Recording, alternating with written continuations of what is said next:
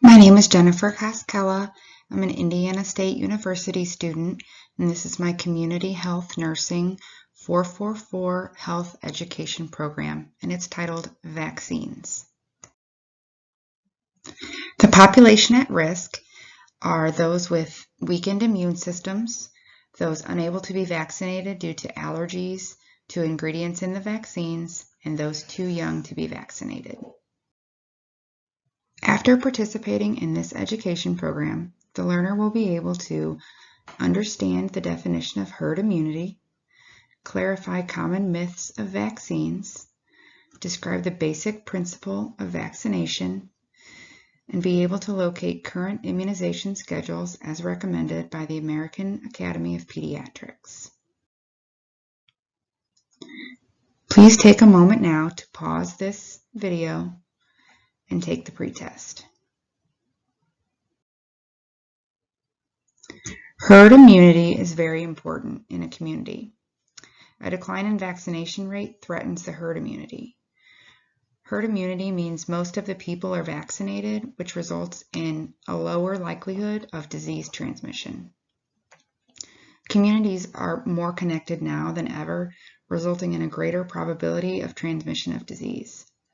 Protection from disease is only achieved by the disease's resistance created by herd immunity. I'm sure you've heard the term anti-vaxxer. There's plenty of anti-vax claims out here, and here are a few of them. One of them is that the MMR vaccine was linked to autism. A British physician made this claim, and he actually lost his license, his medical license, after it was proven that there were financial conflicts of interest as well as ethical violations. The financial conflict of interest was that the payments that he received for this article that was put out were from people that were actually in a litigious claim against vaccine manufacturers. The infant immune systems can't handle so many vaccines. Based on the number of antibodies present in the blood, a baby can actually respond to around 10,000 vaccines at one time. Theoretically, of course. That natural immunity is better than vaccine-acquired immunity. The dangers of this approach far outweigh the relative benefits. Vaccines contain unsafe toxins. People have concerns over the use of formaldehyde, mercury, or aluminum in vaccines. These chemicals are toxic to the human body in certain levels. Trace amounts of these chemicals are used in FDA-approved vaccines. According to the FDA and the CDC, formaldehyde is actually produced at higher rates by our own metabolic systems.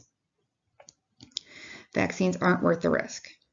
There has never been one single credible study linking vaccines to long-term health conditions. And vaccines can infect my child with the disease it's trying to prevent. Some vaccines can cause mild symptoms resembling those of the disease they're protecting against.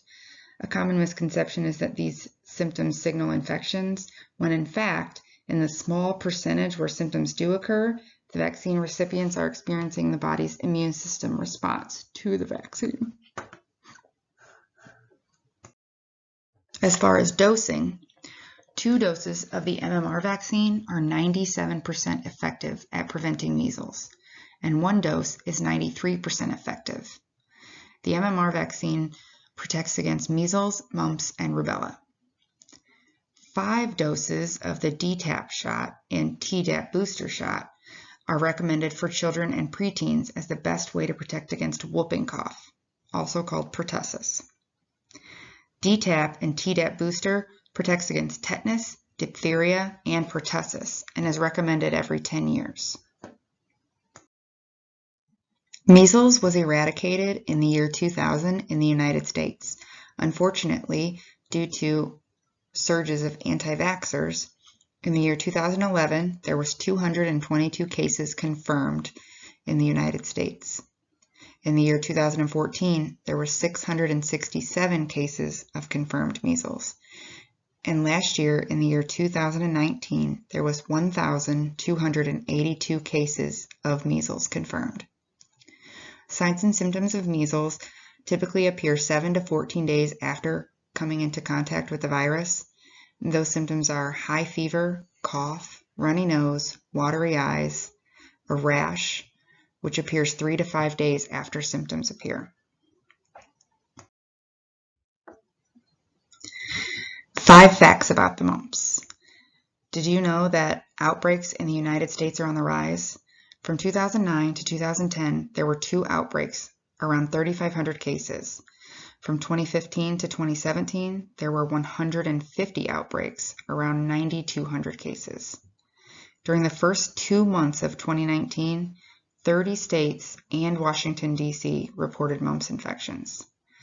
Before the MMR vaccination program, about 186,000 cases were reported annually in the United States, but the 2-dose vaccine program led to a 99% decrease in cases. The mumps is the most common in close contact settings, such as universities and workplaces, and about 40% of people with mumps do not have symptoms. Signs and symptoms of mumps are pain while chewing or swallowing, fever, headache, muscle aches, weakness and fatigue, and loss of appetite. Some people infected with the mumps have no symptoms or very mild ones that typically appear about 2 to 3 weeks after exposure to the virus. However, the primary sign of mumps is swollen salivary glands that cause the cheeks to puff out on one or both sides of the face. Here you can see images of a child with tetanus. The middle picture is a child with broken blood vessels in the eyes and bruising on the face due to pertussis coughing.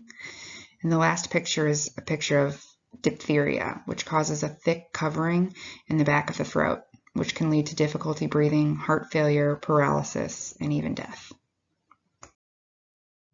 Early symptoms of pertussis or whooping cough typically develop 5 to 10 days after exposure and include runny nose, low-grade fever, mild occasional cough, and apnea.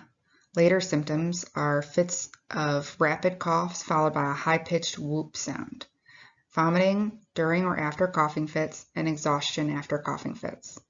The largest outbreak recently of pertussis was in 2012 with a confirmed 48,277 cases. Becoming a mom in real life is the most important role I've ever accepted. I learned thousands of babies each year get pertussis, a potentially deadly disease, from their parents. I got vaccinated to protect my child. If you're a parent or care for an infant, talk to a doctor. For more, visit pkids.org.